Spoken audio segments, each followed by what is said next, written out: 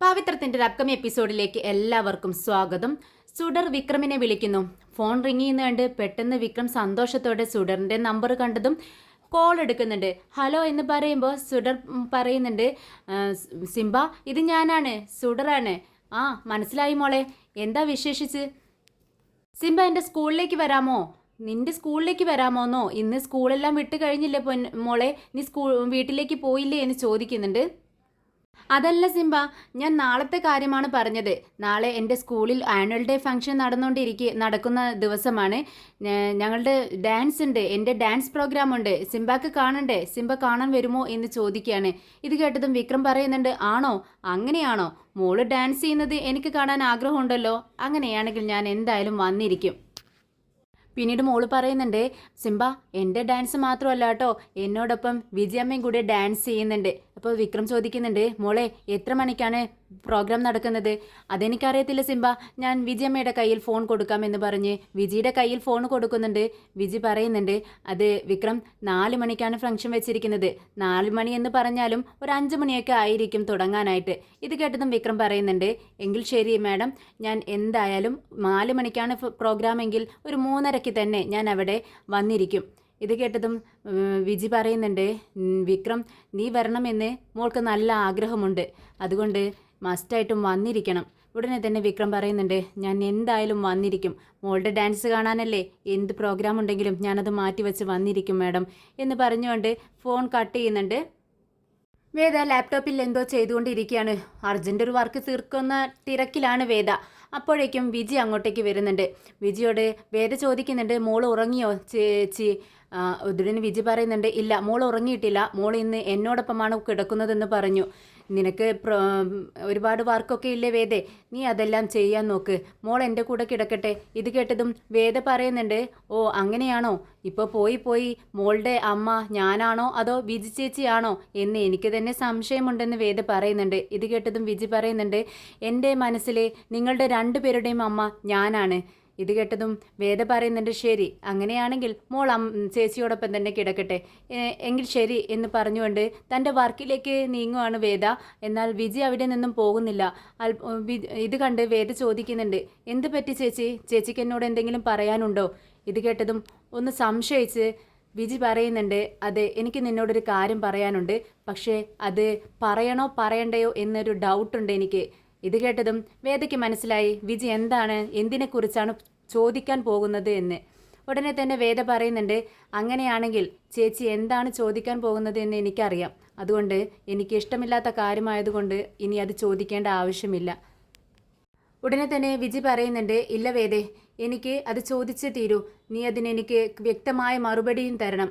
ഉടനെ തന്നെ വേദ പറയുന്നുണ്ട്, ഇല്ല എനിക്ക് അതിനെക്കുറിച്ച് ഒന്നും തന്നെ നിങ്ങളോട് പറയാനില്ല ചേച്ചി, പലവട്ടം നിങ്ങളോട് ഞാനത് പറഞ്ഞിട്ടുള്ളതാണ്, എന്നോട് അതിനെക്കുറിച്ച് ചോദിക്കേണ്ട ആവശ്യം തന്നെ ഇല്ല. ഉടനെ തന്നെ വിജി പറയുന്നുണ്ട്, ഇല്ല ഇന്നുകൂടി മോൾ അമ്പലത്തിൽ പോയാൽ ഉടനെ പ്രാർത്ഥിക്കുന്നത് ഒരേ ഒരു കാര്യമാണ്, അവളുടെ അച്ഛനെ അവൻ്റെ കൺമുന്നിൽ എത്തിക്കണം എന്നുള്ളൊരു ആഗ്രഹം മാത്രമേ അവൾക്കുള്ളൂ. നീ പറ വേദേ, അവളുടെ അച്ഛൻ ആരാണ്? അവൾ എന്നോട് പലപ്പോഴായി ചോദിച്ചിട്ടുള്ള ഒരേ ഒരു കാര്യമാണത്. എനിക്ക് അവളോട് പറയാൻ മറുപടിയില്ല. നീ പറ, എന്തിനാണ് അദ്ദേഹത്തെ അവളിൽ നിന്നും ഇങ്ങനെ അകറ്റി നിർത്തിയിരിക്കുന്നത്? മോൾക്ക് അദ്ദേഹത്തിൻ്റെ പേര് പോലും അറിയില്ല. പറ വേദേ എന്ന് പറയുമ്പോൾ ഉടനെ തന്നെ വേദ പറയുന്നുണ്ട്, ഇല്ല എനിക്ക് അദ്ദേഹത്തെക്കുറിച്ച് ഒന്നും തന്നെ പറയാനില്ല ചേച്ചി. പിന്നെ അദ്ദേഹം ഒരു റൗഡിയാണ്, എന്നെയും എൻ്റെ മകളെയും അദ്ദേഹം ചതിച്ചു, അതുകൊണ്ട് തന്നെ എൻ്റെ മകൾ അദ്ദേഹത്തെ ഒരിക്കലും കാണരുത് എന്ന് എൻ്റെ ആഗ്രഹമാണ്. ഇത് കേട്ട് വിജി പറയുന്നുണ്ട്, എന്താ വേദ നീ പറയുന്നത്? പെൺമക്കൾ അത്ര ഇഷ്ടപ്പെടുന്നത് അച്ഛന്മാരെയാണ്, അവൾക്ക് ഇഷ്ടവും അച്ഛനെ തന്നെയാണ്, അതുകൊണ്ട് ഒരു നോക്കെങ്കിലും അവളുടെ അച്ഛനെ കാണട്ടെ എന്ന് അവൾക്കും ആഗ്രഹം ഉണ്ടാവില്ലേ എന്ന് ചോദിക്കുമ്പോൾ, വേണ്ട, അങ്ങനെ ഒരിക്കലും എൻ്റെ മകൾ അച്ഛനെ കാണേണ്ട ആവശ്യമില്ല, അവൾക്ക് അമ്മ മാത്രമേ ഉള്ളൂ എന്ന് വേദ പറയുന്നുണ്ട്. ഉടനെ വിജി ചോദിക്കുന്നുണ്ട്, വേദേ എന്തെങ്കിലും ഒരിക്കൽ അവളുടെ അച്ഛനെ കണ്ടെത്തി കഴിഞ്ഞാൽ നീ എന്തു ചെയ്യും? ഇത് കേട്ട് വേദ ഒന്ന് ഞെട്ടുന്നുണ്ട്. വിജിയുടെ മുഖത്തേക്ക് സൂക്ഷിച്ച് നോക്കുകയാണ്. ഉടനെ വിജി ഒന്ന് സംശയിച്ചിട്ട് പെട്ടെന്ന് പറയുന്നുണ്ട്, അല്ല ഞാനൊരു സാധ്യത പറഞ്ഞത് വേദേ, എന്നെങ്കിലും ഒരിക്കൽ അവൾ അച്ഛനെ കണ്ടുപിടിക്കുകയോ അല്ലെങ്കിൽ അവളുടെ അച്ഛൻ നമ്മുടെ സുഡർ മോളെ മകളാണെന്ന് തിരിച്ചറിയുകയോ ചെയ്താൽ നീ എന്ത് ചെയ്യുമെന്ന് ചോദിക്കുകയാണ്. ഉടനെ തന്നെ വേദ ഒട്ടും സംശയമില്ലാതെ പറയുന്നുണ്ട്, അങ്ങനെ ഒരു അവസ്ഥ ഉണ്ടായിക്കഴിഞ്ഞാൽ ഞാൻ എൻ്റെ മകളെയും കൊണ്ട് ഈ നാട് വിട്ടിരിക്കും. ആരും അറിയാത്ത ഏതെങ്കിലും ഒരു സ്ഥലത്ത് പോയി ഞങ്ങൾ ജീവിക്കും എന്ന് പറയുകയാണ്. ഇത് വീണ്ടും വീണ്ടും വേദ ആവർത്തിച്ചുകൊണ്ട് പറയുന്നുണ്ട്. ഇത് കേട്ട് വിജി ആകെ പേടിക്കുന്നുണ്ട്. ഉടനെ വിജി മനസ്സിൽ വിചാരിക്കുന്നുണ്ട്, ഇല്ല, അച്ഛൻ പറഞ്ഞതുപോലെ വേദയും സുഡറും വിക്രമും തമ്മിൽ കണ്ടുമുട്ടിയ കാര്യം വേദ ഒരിക്കലും അറിയാൻ പാടില്ല. അങ്ങനെ അറിഞ്ഞു കഴിഞ്ഞാൽ ഇവർ തമ്മിലുള്ള ഇപ്പോഴത്തെ ഈ ബന്ധം ഇല്ലാതാവും. എന്തായാലും അവർ പരസ്പരം, വിക്രമും സുഡറും പരസ്പരം അറിയാതെയാണെങ്കിലും സ്നേഹിക്കട്ടെ, അവൾ അച്ഛനും മകളും സ്നേഹത്തോടെ ജീവിക്കട്ടെ എന്ന് മനസ്സിൽ ചിന്തിക്കുന്നുണ്ട് വിജി. ഇതേസമയം വിക്രം സുഡറിൻ്റെ സ്കൂളിലേക്ക് പ്രോഗ്രാം കാണാൻ വേണ്ടി റെഡി ആവുന്നുണ്ട്. നമ്മുടെ കൺമണി ചോദിക്കുന്നുണ്ട്, എങ്ങോട്ടാ വിക്രം? അടിപൊളി ഡ്രസ്സൊക്കെ ഇട്ട് ഇറങ്ങുന്നുണ്ടല്ലോ, നീ പെർഫ്യൂമൊക്കെ അടിച്ചിട്ടുണ്ടോ? പതിവില്ലാത്തതാണല്ലോ ഇങ്ങനെയൊക്കെ എന്ന് ചോദിക്കുകയാണ്. ഇത് കേട്ട് വിക്രം പറയുന്നുണ്ട്, അതെ, ഞാൻ നന്നായി ഒരുങ്ങിയിട്ടുണ്ടെന്ന്, ഞാൻ സ്കൂളിലേക്കാണ് പോകുന്നത്. ഉടനെ തന്നെ കൺമണി ആകെ അന്തം വിട്ട് വിക്രമിൻ്റെ മുഖത്തേക്ക് നോക്കുന്നുണ്ട്. സ്കൂളിലേക്കോ? അപ്പോഴേക്കും രാജേട്ടനും അനിയൻകുട്ടനും അങ്ങോട്ടേക്ക് വരുന്നുണ്ട്. രാജേട്ടൻ ചോദിക്കുന്നുണ്ട്, വിക്രം, ഇന്ന് നമുക്ക് അർജൻറ്റ് കുറച്ച് വർക്ക് തീർക്കാനുണ്ട് കേട്ടോ, നമുക്ക് അങ്ങോട്ടേക്ക് പോവല്ലേ എന്ന് ചോദിക്കുമ്പോൾ വിക്രം പറയുന്നുണ്ട്, ഇല്ല, ഇന്നത്തെ വർക്കെല്ലാം നമ്മൾ നാളത്തേക്ക് മാറ്റി വെച്ചിരിക്കുന്നു. അതെന്ത് പറ്റി വിക്രം? അല്ല, ഞാൻ സ്കൂളിലേക്ക് പോവുകയാണെന്ന്. എന്ത്, സ്കൂളിലേക്ക് പോകണമെന്നോ? ഉടനെ തന്നെ കൺമണി പറയുന്നുണ്ട്, അതെ, ഈ പ്രായത്തിൽ എന്തിനോ ഏതിനോ സ്കൂളിലേക്ക് പോവാണെന്നാണ് വിക്രം പറയുന്നത്. അതെനിക്ക് അറിയത്തില്ല രാജേട്ടാ എന്ന് പറയുകയാണ് കൺമണി കളിയാക്കിക്കൊണ്ട്.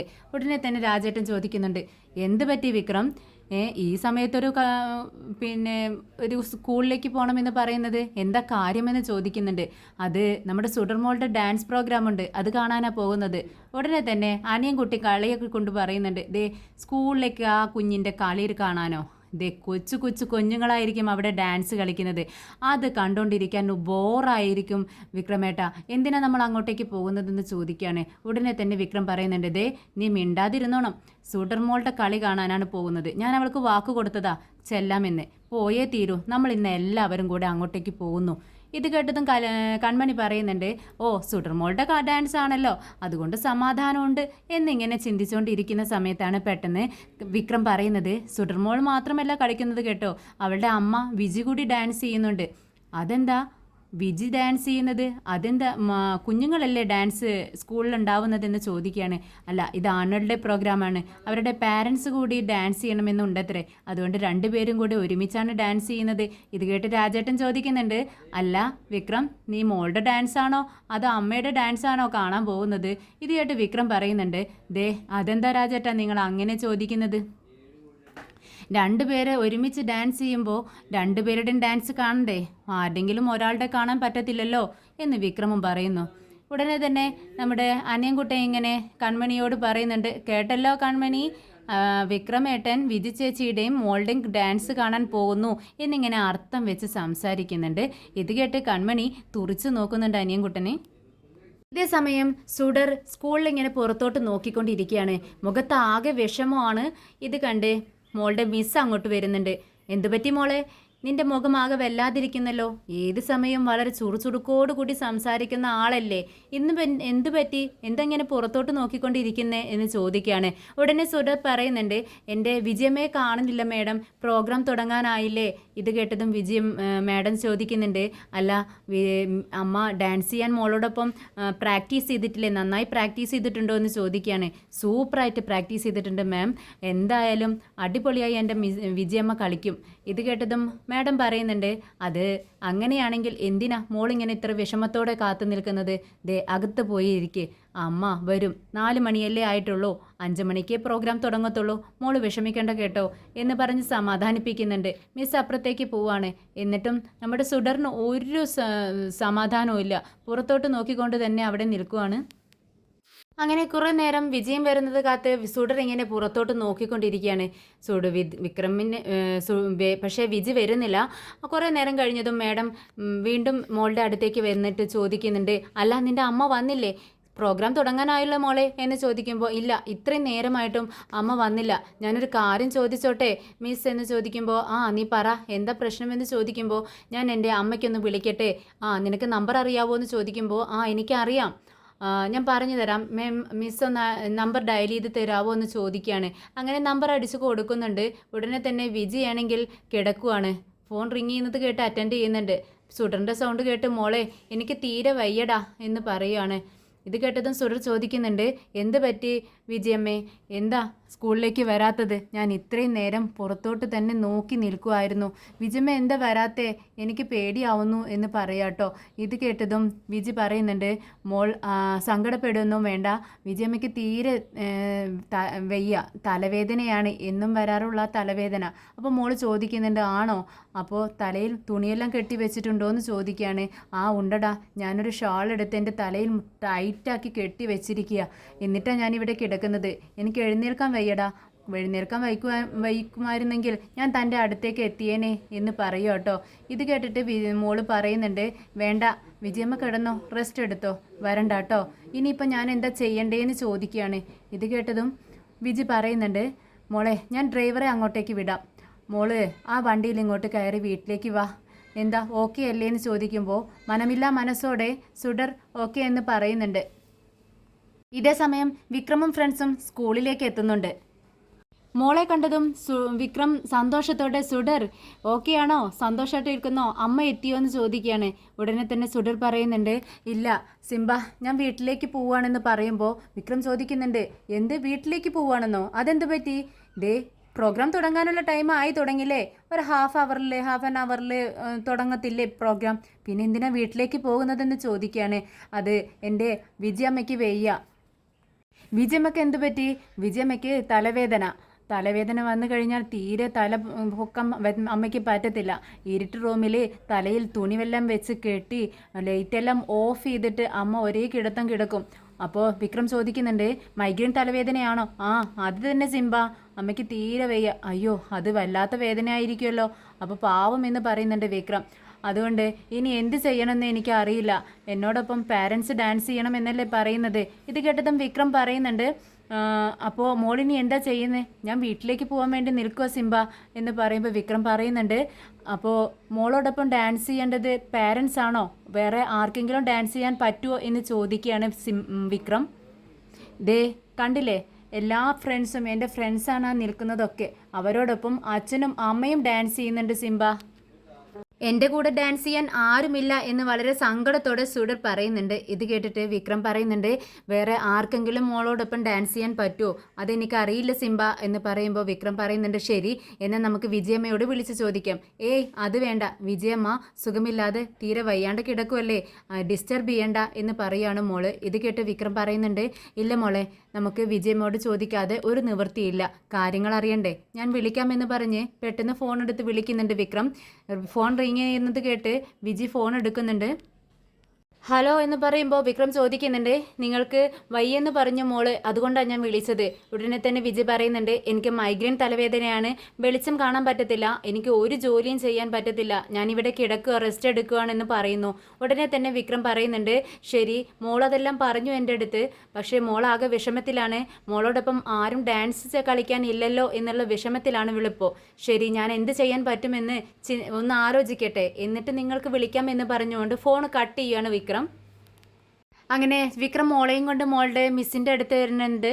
അങ്ങനെ ചോദിക്കുകയാണ്, മോളോടൊപ്പം ഡാൻസ് കളിക്കാൻ പറ്റുമോ എന്ന് ചോദിക്കുകയാണ്. ഉടനെ തന്നെ നിങ്ങൾ ആരാണെന്ന് ചോദിക്കുന്നുണ്ട് മിസ്സ്. ഞാൻ മോളുടെ ഫാമിലി ഫ്രണ്ടാണെന്ന് പറയുന്നു.